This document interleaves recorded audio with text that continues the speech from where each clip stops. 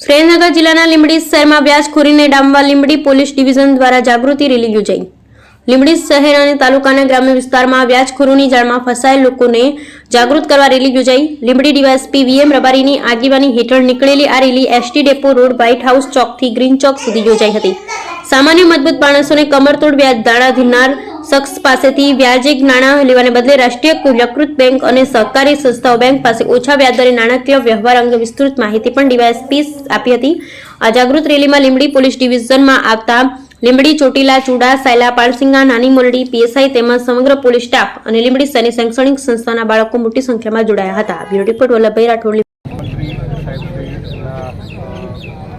આગેવાની હેઠળ એમણે જે વ્યાજખોરી વિરુદ્ધનો એક ઝુંબેશ ચલાવવા માટે થઈને ગુજરાત પોલીસને સૂચના કરી હતી।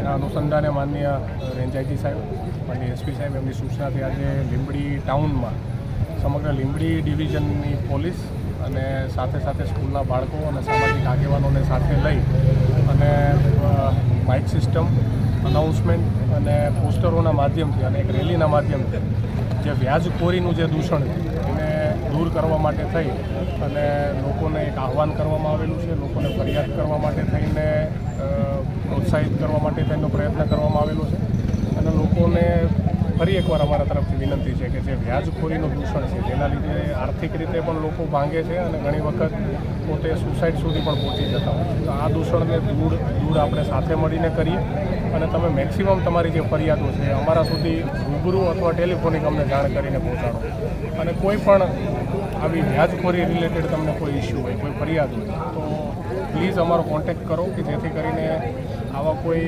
વધુ દુઃખી લોકો હોય તેને બચાવી પણ શકાય અને આવા વ્યાજખોરીના દૂષણ સાથે જોડાયેલા જે ધંધાર્થીઓ છે જે લોકોને હેરાન કરે છે એને પણ કાયદાનું ભાન કરાવી શકે।